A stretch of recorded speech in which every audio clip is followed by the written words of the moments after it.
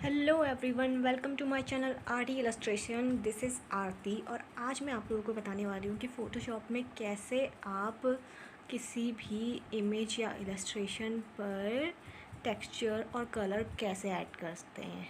तो चलिए शुरू करते हैं। सबसे पहले आप अपनी रेफरेंस इमेज ओपन कर लीजिए। अगर वैसे ब्लैक एंड वाइट स्केच होगा तो बेस्ट रहेगा। ओके, तो हम इसे ओपन कर लेंगे। फिर उसके बाद हम इमेज एडजस्टमेंट एंड लेयर्स पे जाएंगे। Okay, image then adjustment and then layers, sorry levels, it's not layers it's levels. तो आप लेवल्स पे जाएंगे तो आपको यहाँ पर दिख रहे हैं ये दो मार्क्स दिख रहे होंगे। अब जब आप इनको शिफ्ट करेंगे तो आपको डिफरेंस दिखाई देगा इमेज पे। देखिए, अगर हम इस डॉट को यहाँ पर से शिफ्ट करते हैं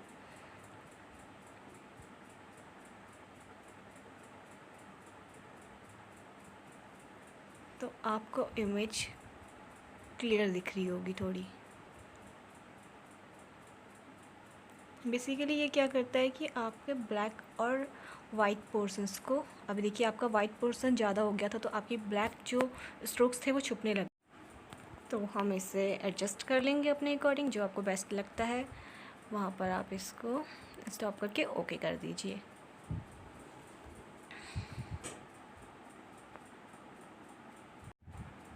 अब हम लोग आई ड्रॉपर टूल लेंगे क्योंकि मुझे एग्जैक्ट सेम ब्लैक स्ट्रोक चाहिए यहाँ पर। तो आई ड्रॉपर से जूम करके आप सेम कलर को यहाँ से चूज़ कर सकते हैं। ये इमेज हाई रेजोल्यूशन का नहीं है तो आप देखकर भी सिलेक्ट कर सकते हैं अपनी इमेज। फ़िलहाल मुझे ये पिक्सल पर से मैं उठाती हूँ colour. Okay, let's pick this colour.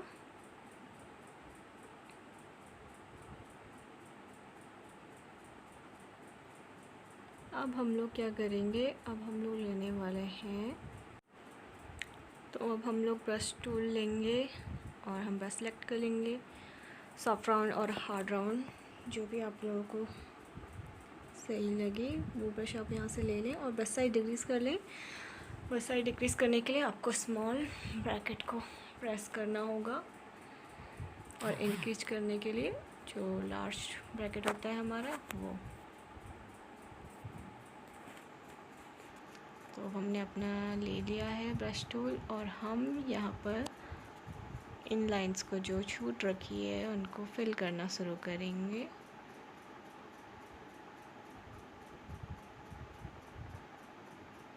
मुझे ये कलर थोड़ा सा लाइट लग रहा है तो मैं फोरग्राउंड कलर पर डबल क्लिक करके ये लेयर खोल लूँगी।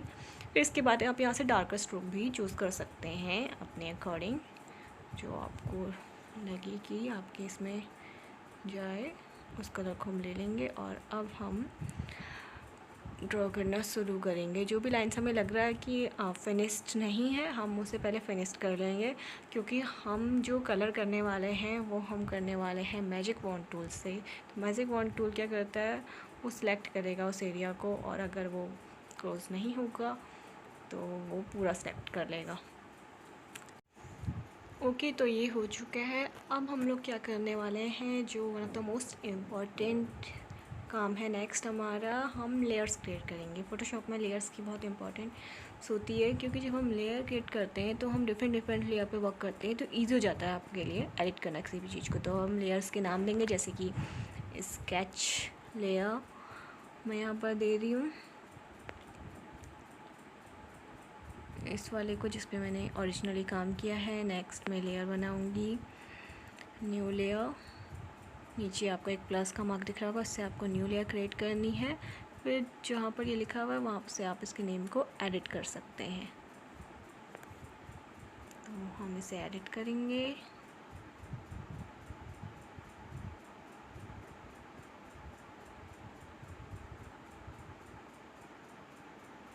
तो बेसिकली मैं फटाफट से हर लेयर्स को नाम दे दूँगी। आप कुछ भी लेयर्स का नाम रख सकते हैं, जैसे कि टॉप वाला पार्ट हो गया तो मैं टॉप, बॉटम, स्लीव 1, स्लीव 2 करके, और बेल्ट को बेल्ट करके दे दूँगी डिफरेंट नेम, सो दैट मेरे लिए ईजी हो जाएगा डिफरेंट लेयर्स पे काम करना। और उसे कलर करना। और फिर उसके बाद मैं आपको एक डिफरेंट तरीका बताऊंगी कि कैसे आप जो भी मैसी होता है उसको हटा सकते हैं, रिमूव कर सकते हैं। अब मैं क्या करूँगी, जो हमारी स्केच वाली लेयर है मैं उसको कलर मोड मल्टीप्लाई करूँगी और मैं उसको लॉक कर दूँगी। जो हमारी सबसे पहले लेयर थी जिस पे हमने अपना ब्रश से स्ट्रोक्स वगैरह ठीक किए थे, उस लेयर को हम लॉक कर देंगे। और अब हम लोग नेक्स्ट लेयर पे जाएंगे और ब्रश टूल से सिलेक्ट करेंगे कलर, और हम कॉलर वाले को कलर करना स्टार्ट कर देंगे। जो हमारा कॉलर वाला पार्ट था, ध्यान रहे कि आप उसी लेयर पे गए हो जिस पे आप कलर कर रहे हैं। तो अभी हम कॉलर वाले लेयर पे गए थे तो हमने उस पर कलर कर दिया है।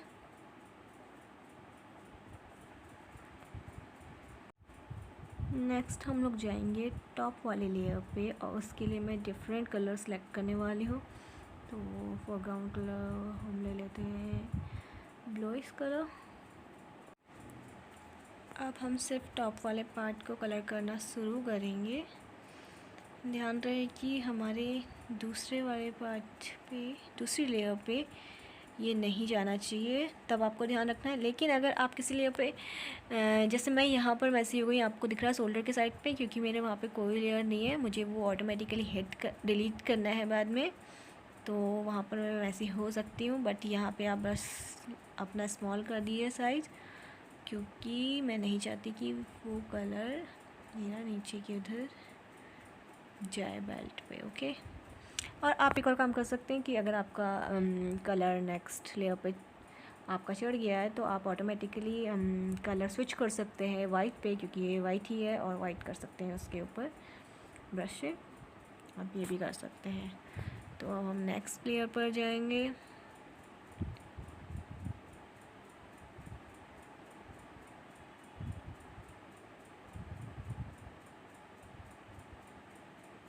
ओके,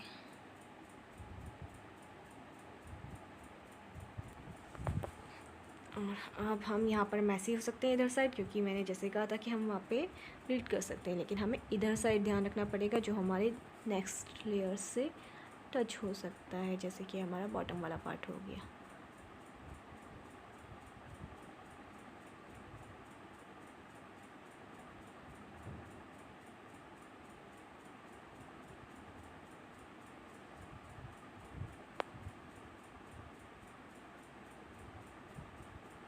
हम फिर से नेक्स्ट स्लीव पे जाएंगे, यानी कि नेक्स्ट लेयर पर जाएंगे। लेयर्स का आपको इसमें बहुत ध्यान रखना है, क्योंकि आप लेयर्स पे वर्क कर रहे हैं, और हम पर्टिकुलर लेयर सेलेक्ट करके बाद में जो मैस हमने बाहर फैला रखा है उसको डिलीट करेंगे।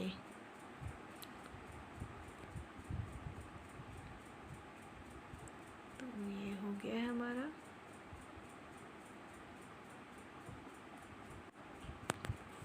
अब हम अपने नेक्स्ट लेयर पे जाएंगे जो कि हमारा है बॉटम। तो इस लेयर पे भी हम सेम करेंगे। हमारा कलर बेल्ट पे नहीं जाना चाहिए, इसलिए हम ध्यान देंगे कि यहाँ पे प्लस साइज स्ट्रोक स्मॉल रखें। मैंने एक्चुअली रिबन को कोई वो नहीं दिया है, मैं इतना ज़्यादा आपको वो दिखाना नहीं चाह रही थी। मुझे आपको बस बेसिक दिखाना है कि आप कैसे कर सकते हैं इस काम को। कंट्रोल प्लस जेड कर दीजिए जब भी आपको हो रहा है अंडो करने के लिए। ओके, बस यहाँ पे आपको ध्यान देना था। अब आप आराम से ब्रश साइज़ इंक्रीज़ करके नीचे कर सकते हैं, क्योंकि नीचे आप यहाँ पर इधर साइड पे फ़र्क नहीं पड़ रहा है कि कलर आपका बाहर फैल भी रहा है, तो हम उसे बाद में एडजस्ट कर ही लेंगे। तो यहाँ पर आप आराम से ब्रश साइज़ इंक्रीज़ करके कलर कर सकते हैं। ठीक है, तो हमने सारे, हमारी बेल्ट अभी भी बची, तो हम बेल्ट वाली लेयर पर जाएंगे और हम इसके लिए एक्चुअली डिफरेंट कलर चूज़ करेंगे, थोड़ा सा ब्लैक, क्योंकि मैंने ऊपर भी ब्लैक कलर चूज़ किया था कॉलर के लिए, तो मैं यहाँ पर भी ब्लैक कलर चूज़ करूँगी। तो आप देख सकते हैं कि थोड़ा सा मेरा कलर ऊपर स्प्रेड हो गया था, तो ये कैसे से हो रहा है।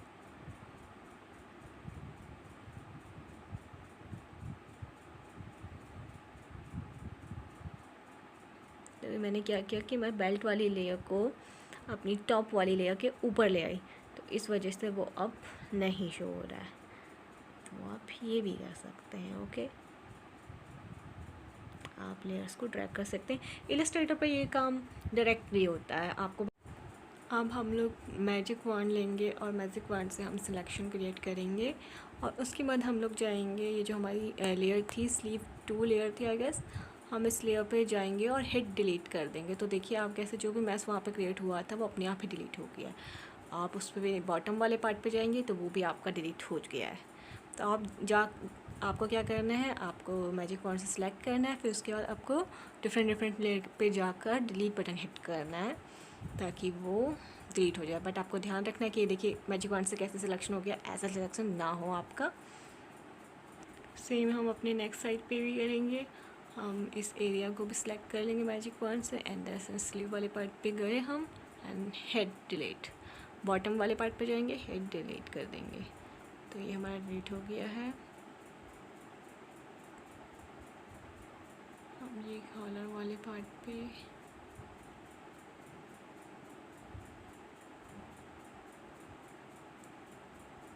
जाकर भी हम यहाँ पर डिलीट का बटन, सॉरी ये उल्टा हो गया,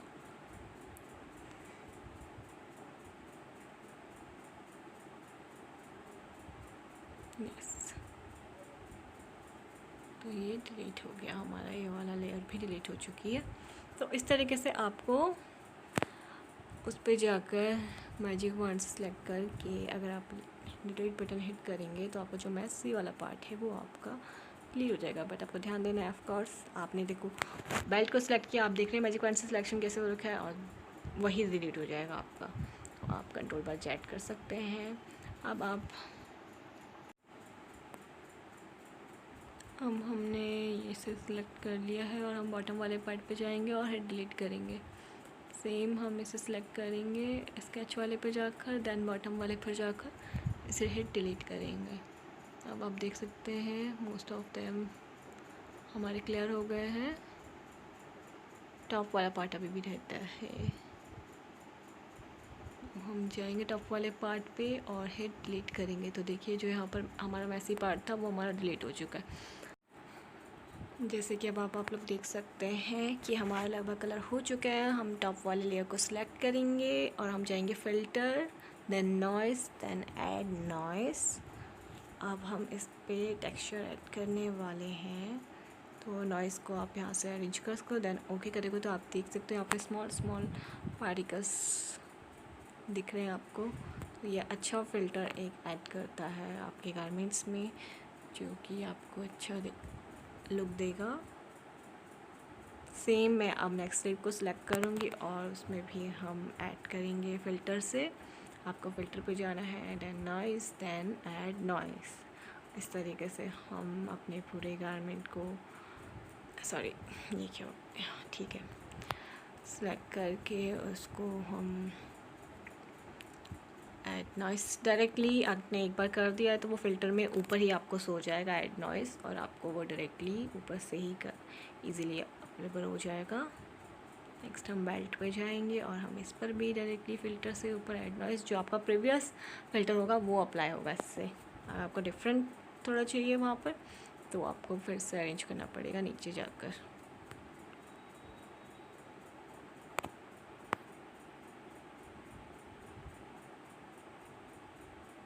तो हमने टॉप को सिलेक्ट कर लिया है और हम जाएंगे अपने डॉच और बर्न टूल पे। मैंने सिलेक्ट कर लिया बर्न टूल। बर्न टूल क्या करता है, हमारी शेडो ऐड करता है। अब हम हाईलाइट और शेडो वाला काम करेंगे। मैं हाईलाइट और शेडो के लिए हमेशा फ़ोटोशॉप ही प्रेफर करती हूँ, चाहे मैंने एडोब इलस्ट्रेटर पर अपना इलस्ट्रेशन बनाया हो। उसके बाद मैं फ़ोटोशॉप पे आकर उसको PNG पे सेव करने के बाद फ़ोटोशॉप पे ही हाईलाइट और शेडोज़ का काम करती हूँ। इससे क्या होता है कि आप लाइट इफ़ेक्ट आपको देखना पड़ेगा कि लाइट कहाँ से आ रही है, पर्टिकुलर सोर्स ऑफ लाइट का आप बनाएंगे तो उसके अकॉर्डिंग आप हाईलाइट और शेडो, क्योंकि ये रियलिटी ऐड करेगी आपकी इमेज में, so that your illustration will look more realistic. तो आप देख सकते हैं मैं यहाँ पर शेडो ऐड कर रही हूँ अभी। इस पे होते हैं बर्न एंड डॉज टूल। तो जो बर्न टूल होता है आपका वो शेडो ऐड करेगा, और जो डॉज टूल होता है वो आपका हाईलाइट ऐड करेगा। मैं हमेशा पहले बर्न टूल लेती हूँ, हमेशा पहले मैं शेडो ऐड करती हूँ, फिर उसके बाद मैं हाईलाइट ऐड करती हूँ। आप अपने अकॉर्डिंग जैसे भी प्रेफर करते हो वैसे काम कर सकते हैं। तो सॉरी, यहाँ पे काम नहीं कर रहा है क्योंकि मैं अभी भी ऑलरेडी टॉप वाली लेयर पर ही हूँ। तो ध्यान रखें हमेशा आप जिस लेयर पे हैं आप सिर्फ उस लेयर पे काम कर सकते हैं। तो अब हम अपनी पहले मैं हाइलाइटिंग का काम कर लेती हूँ यहाँ पर, ठीक है। फिर मैं वापस से लूँगी बर्न टूल और मैं नेक्स्ट लेयर पे जाऊँगी अपनी, और मैं यहाँ पे हाइलाइटिंग, सॉरी हाइलाइट नहीं, अभी मैं शेडो दूँगी।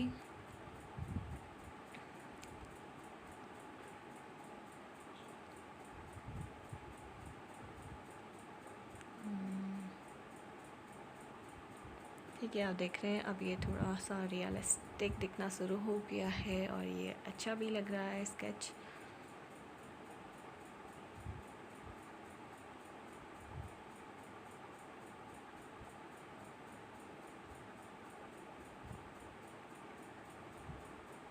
हम नेक्स्ट स्लीव पर भी सेम करेंगे, बस हमें नेक्स्ट लेयर पे जाना होगा। कभी कभी ऐसा होता है ना कि हम काम कर रहे होते हैं और हमें हम सोच होते हैं ये वर्क क्यों नहीं कर रहा है, हाईलाइट डज वर्क डॉज या फिर ब्रशेस जो भी चीज़ है, तो ये कलर क्यों नहीं हो रहा है। वो इसलिए नहीं हो रहा है क्योंकि हम डिफरेंट लेयर पे होते हैं। तो Photoshop is all about layers.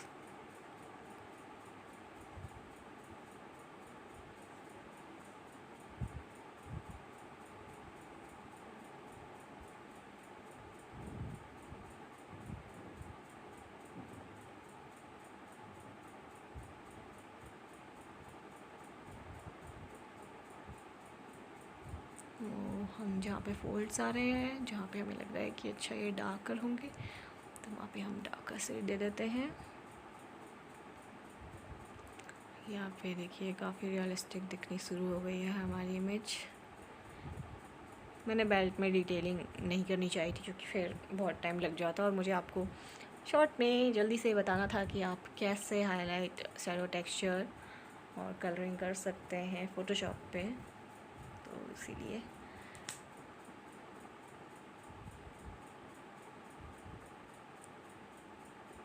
ठीक है, ये हो गया।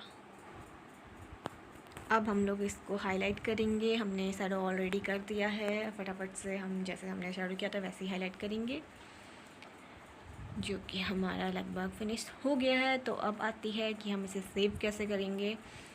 हमेशा मैं पीएनजी पे सेव करती हूँ। फाइल पे जाकर एक्सपोर्ट आ रहा है, फिर इस पे एक्सपोर्ट एज पीएनजी, या फिर आप सेव भी करना चाहते हैं तो आप सेव भी कर सकते हैं, लेकिन सेव पे आपको फोटोशॉप का ही ऑप्शन आएगा। जैसे मैं अभी सेव पे गई हूँ, file, export, then quick export as PNG, ठीक है। तो आप जहाँ पे भी सेव करते हैं वहाँ पे आप सेव कर सकते हैं, लेकिन एक कॉपी रखने के लिए, ताकि आप इस पर चेंजेस कर पाएँ, आप इसको एक फ़ोटोशॉप पर भी सेव करिए एज अ फ़ोटोशॉप। मैं पीएनजी पे सेव करती हूँ क्योंकि मुझे पीएनजी इमेज मोबाइल पे चाहिए होती है अपने, इसीलिए। कोई भी नेम रख लीजिए आप यहाँ पे अपना। हम फटाफट से इसको एक नेम देते हैं and it's done. So guys, I hope कि आपको आज की वीडियो पसंद आई होगी और आपको समझ आया होगा कि एक्चुअली फ़ोटोशॉप पर भी काम करना इतना टफ़ नहीं है, बट मैं हमेशा इलस्ट्रेटर ही प्रेफर करती हूँ। इस पर कलरिंग मैजिक वॉन्ड टूल या फिर बैकग्राउंड रिमूविंग के लिए बहुत अच्छा रहता है, तो नेक्स्ट टाइम मैं आपको वो भी बताऊँगी जब आएगा वक्त। तब तक के लिए सब्सक्राइब कीजिए मेरा चैनल और give it a thumbs up. Thank you, bye bye.